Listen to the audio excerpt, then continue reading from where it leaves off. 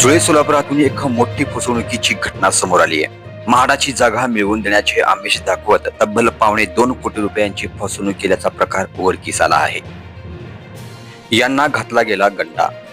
मौमिता अतुल शिरशेट्टी ₹33,02,961, महंतय्या गुरैया हिरेमठ स्वामी ₹19,25,000, श्वेता राधेश्याम ₹32,85,000, सुरेश थावरू पवार ₹79,44,363 आणि चित्रा आदित्य शहा ₹18,55,000 अशी फसवणूक झालेल्यांची नावे आहेत.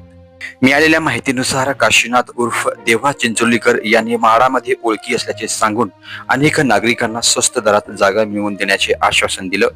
त्याच्या बोलण्यावर विश्वास ठेवून काही नागरिकांनी लाखो रुपये त्यांच्याकडे जमा केले. या प्रकरणी सदर बाजार पोलीस ठाण्यात गुन्हा दाखल करण्यात आला असून आरोपीला अटक करण्यात आली आहे. न्यायालयाने आरोपीला 6 दिवसांची पोलीस कोठडी सुनावली असून तपासादरम्यान आणखी काही नागरिकांची फसवणूक झाल्याची शक्यता व्यक्त केली जात आहे. या प्रकरणात विविध व्यक्तींना लाखो रुपयांचा गंडा घालण्यात आल्याचे समोर आले असून एकूण फसवणुकीची रक्कम ₹2.25 कोटी पोहोचल्याची माहिती आहे.